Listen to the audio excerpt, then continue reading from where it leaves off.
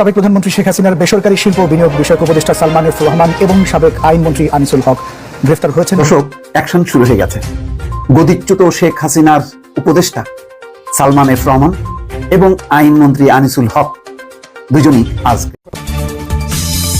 আসসালামু আলাইকুম সুপ্রিয় দর্শক, দেশ এবং দেশের বাইরে থেকে ঠিক এই মুহূর্তে যে আমার এই ভিডিওটি দেখার জন্য ক্লিক করেছেন, সকলকে অনুরোধ করব ভিডিওটা না টেনে সম্পূর্ণ ভিডিওটা দেখবেন, কেননা ভিডিওটার মধ্যে খুবই ইম্পর্টেন্ট কিছু তথ্য রয়েছে। বর্তমান বাংলাদেশের রাজনৈতিক অবস্থা খুবই খারাপ অবস্থায় চলেছে এবং এই বিষয় নিয়ে সর্বশেষ যে আপডেট ভিডিওগুলো রয়েছে সেই ভিডিওগুলো এখন আমরা দেখব। তো চলুন সেই মূল ভিডিওটা দেখি। দেখার আগে সকলের কাছে অনুরোধ করব, যারা এখনো আমার চ্যানেলটা সাবস্ক্রাইব করেন নাই তারা অবশ্যই সাবস্ক্রাইব করে সাথে বেল বাটনটি অন করে দিবেন। তো চলুন সেই মূল ভিডিওটা দেখে আসি, তারপরে বিস্তারিত আলোচনা করি। আশা করি সঙ্গে থাকবেন। শেখ হাসিনার উপদেষ্টা সালমান এফ রহমান এবং আইনমন্ত্রী আনিসুল হক দুজনই আজ গ্রেপ্তার হয়েছে। সকল টেলিভিশনের স্ক্রলে ব্রেকিং নিউজ আকারে দেখানো হচ্ছে, বিভিন্ন অনলাইন ইতিমধ্যে রিপোর্ট চলে এসছে। বিস্তারিত রিপোর্ট পাওয়া যায়নি কোথা থেকে কিভাবে তারা গ্রেপ্তার হলেন। হয়তো যেটি ধারণা করা হচ্ছে, অনেকেই আশ্রয় নিয়েছেন ক্যান্টনমেন্টে এবং সেনাপ্রধান আজকে জানিয়েছেন যে তাদের জীবন রক্ষা করার জন্য সেনাবাহিনী আশ্রয় দিয়েছে। প্রাণ ভয়ে অনেকে পালিয়ে সেখানে গেছেন, সেনাবাহিনী সেখানে আশ্রয় দিয়েছে। আশ্রয় দেওয়া মানে এই না যে তাদেরকে ছেড়ে দিয়েছে, তা না, তাদেরকে এক জায়গায় রেখেছে বা ভিন্ন ভিন্ন জায়গায় তাদের নজরবন্দি করে রেখেছে বা আটক করে রেখেছে। এখন আইনানুগভাবে তাদেরকে হস্তান্তর করা হচ্ছে। এতদিন থানা, পুলিশ কোনো কিছুই ছিল না। এখন সেই কার্যক্রম শুরু হওয়ার পর এখন আস্তে আস্তে এই বিতর্কিত মানুষগুলোকে, যারা নানা অপরাধের সঙ্গী, যারা গত 15 বছরে এই দুঃশাসন টিকিয়ে রাখার জন্য নানা অপকর্ম করেছে, সালমান এফ রহমানের ব্যাপারে যদি আলোচনা করেন, আনিসুল হকের ব্যাপারে যদি আলাপ করেন, এদের অপরাধের কোনো শেষ নেই। সালমান এফ রহমান শুধু শেয়ার বাজার ধ্বংস করেনি, ব্যাংক পাড়া একদম লুটে পুটে খেয়েছে। ব্যাংক অ্যাসোসিয়েশন করে পুরো ব্যাংকগুলো তাদের নির্দেশে, সালমান এফ রহমানের নির্দেশে পরিচালিত হতো এবং বিদেশিদের সাথে নেগোসিয়েশন, সমস্ত কিছু, কোনো কিছু সরকারকে বোঝানো, প্রধানমন্ত্রীকে বোঝানো, কোনো কিছু তো করেইনি। বরং এরা অরাজনৈতিক হয়ে, যাদের জীবনে ব্যাকগ্রাউন্ড কোনোদিন আওয়ামী লীগ ছিল না, শেষের দিকে দেখা গেছে যে এরাই হচ্ছে আওয়ামী লীগের হর্তাকর্তা, এরাই সরকার চালাচ্ছে এবং শেখ হাসিনার কাঁধে ভর করে, শেখ হাসিনার আশ্রয় প্রশ্রয় মদদে এরা হচ্ছে মানে টাকার কুমির। শত শত কোটি টাকা তারা বিদেশে পাচার করেছে।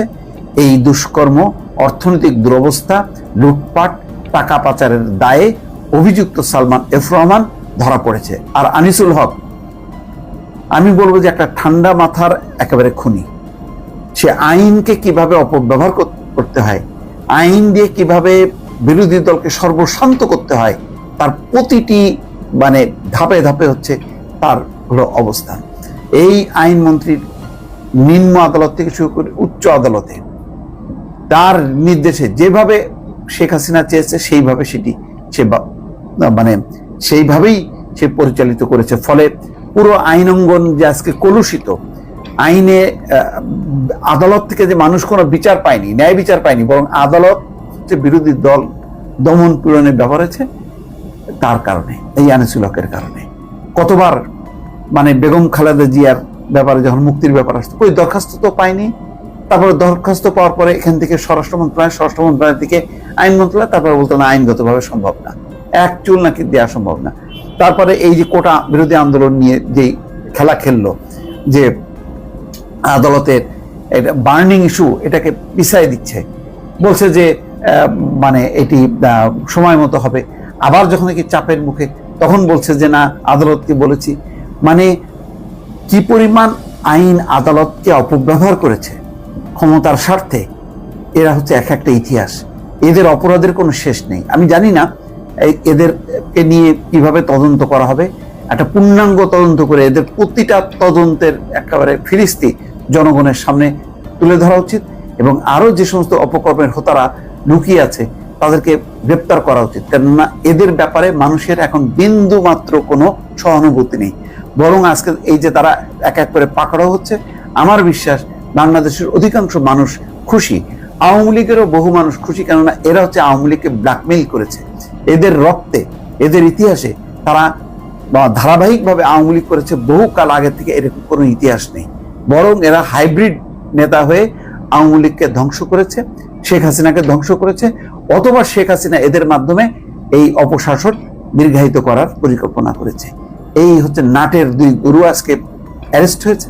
আমার ধারণা যে আরো এক এক করে ওবায়দুল কাদের সহ যারা লুকিয়ে আছে দেশের বিভিন্ন প্রান্তে, তাদেরকে অবিলম্বে গ্রেপ্তার করে মানুষের যে ক্ষোভ।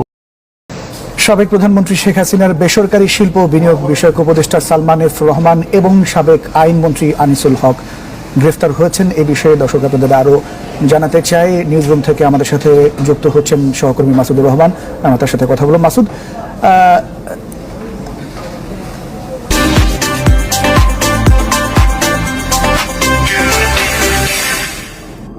আশা করি শুনছেন মাসুদ, ঠিক কখন তাদের দুজনকে গ্রেফতার করা হলো এবং কোথা থেকে আসলে তারা গ্রেফতার হলেন?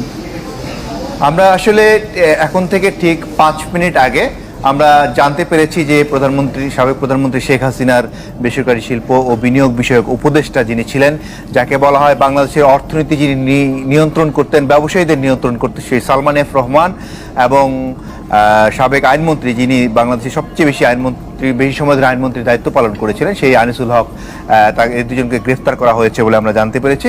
আমরা জানতে পেরেছি দুটো সূত্র থেকে। একটা সূত্র বলছে যে তারা সাতক্ষীরার ভোমরাদহ সীমান্ত থেকে গ্রেপ্তার করা হয়েছে। আরেকটি সূত্র, ঢাকা মেট্রোপলিটন পুলিশ কমিশনার সূত্রে আমাদেরকে যেটা জানানো হয়েছে সেটি হলো যে নৌপথ দিয়ে পালানোর সময় এই দুজনকে সদরঘাট থেকে গ্রেপ্তার করা হয়েছে। দুটি সূত্র দুই দিক থেকে বলা হয়েছে, তবে যেহেতু ডিএমপি কমিশনার আমাদেরকে সবশেষ জানিয়েছেন যে এই দুজনকে গ্রেপ্তার করা হয়েছে, সেই বিষয়টি আপাতত সেই সূত্রটি আমরা নিশ্চিত করে আমরা আমাদের ব্রেকিংটি নিশ্চিত হয়ে ছাড়ি। আর এই দুজনের বিষয়ে যদি আমরা বলতে চাই, দেশের অর্থনীতি বিষয়ে গেল 15-16 বছরে সালমান এফ রহমান যে ভূমিকা রাখতেন, সেসব বিষয়ে সবগুলো বিষয় এখানে জড়িয়ে আসবে। তবে এখন পর্যন্ত স্পেসিফিক কোন বিষয়ে তাদেরকে গ্রেপ্তার করা হয়েছে অথবা কোন মামলায় গ্রেপ্তার করা হয়েছে সেটি এখন পর্যন্ত পুলিশের পক্ষ থেকে নিশ্চয়তা দেওয়া হয়নি এবং পুলিশ আমাদেরকে সেটি কনফার্মও করেনি। তবে এতটুকু নিশ্চয়তা দিয়েছে তারা যে এই দুজনকে গ্রেপ্তার করা হয়েছে, যারা কিনা সদরঘাট দিয়ে তারা পালাতে চেয়েছিলেন বলে পুলিশ সূত্র বলছে। তো দেশের বিচার বিভাগ নিয়ন্ত্রণ করতেন আনিসুল হক, তার বিরুদ্ধে অনেক অভিযোগ ছিল। আমরা অনেক সাংবাদিকরা তার বিরুদ্ধে সংবাদ প্রকাশ করতে পারেনি। তিনি কি বিচারকদের সিন্ডিকেট নিয়ন্ত্রণ করতেন, আমরা কাছ থেকে দেখেছি। এবং সেই আনিসুল হককে আজকে গ্রেপ্তার করা হয়েছে কিছু অভিযোগে, সুনির্দিষ্ট অভিযোগে পুলিশ গ্রেপ্তার করেছে বলে পুলিশ থেকে কনফার্ম করেছে। আর সালমান এফ রহমানের বিষয়ে যদি আমরা বলি, তিনি দেশের বেশি বাণিজ্য বিভাগে যিনি মাফিয়া বলা হয় সেটি তিনি নিয়ন্ত্রণ করতেন, তাকেও গ্রেপ্তার করা হয়েছে। সব মিলিয়ে আমরা হয়তো পরের সংবাদে আপনাকে জানাতে পারবো যে কোন দুটি মামলা তাকে গ্রেপ্তার করা হয়েছে এবং কোথায় তাদেরকে নিয়ে যাওয়া হচ্ছে, সেটিও নিশ্চয়ই পরবর্তী বুলেটিনে আপনার মাধ্যমে জানাতে চেষ্টা করব। ভিডিওটা দেখার জন্য অনেক অনেক ধন্যবাদ। ভিডিও সম্পর্কে আপনার কি মতামত সেটা অবশ্যই কমেন্ট বক্সে কমেন্ট করে জানাবেন। ভিডিওটা অবশ্যই লাইক করবেন, যদি পারেন ভিডিও সম্পর্কে প্লিজ 2টা লাইন কমেন্ট করে জানাবেন, আর অবশ্যই ভিডিওটা শেয়ার করে দিবেন। আর আপনি যদি আমার চ্যানেল নতুন হয়ে থাকেন তাহলে অবশ্যই চ্যানেলটা সাবস্ক্রাইব করার সাথে বেল বাটনটি অন করে দিবেন, যাতে করে প্রত্যেক মুহূর্তের আপডেট ভিডিও আপনাদের কাছে আমি পৌঁছাতে পারি। ভালো থাকবেন, সুস্থ থাকবেন, দেখা হবে কোনো নেক্সট ভিডিওতে। আল্লাহ হাফেজ। সো গাইস, ভিডিওটি ভালো লেগে থাকলে লাইক করবেন, অবশ্যই কমেন্ট করে জানাবেন ভিডিওটি কেমন হয়েছে। আর হ্যাঁ, আপনি যদি আমার চ্যানেল নতুন হয়ে থাকেন তাহলে অবশ্যই নিচে দিয়ে ভিডিও সাবস্ক্রাইব করবেন। আর এই পাশে যদি ভিডিওগুলো দেখতে পাচ্ছেন তো অবশ্যই দেখবেন এবং এনজয় করবেন। ভালো থাকবেন, সুস্থ থাকবেন এবং সবসময় আমাদের সাথে থাকবেন।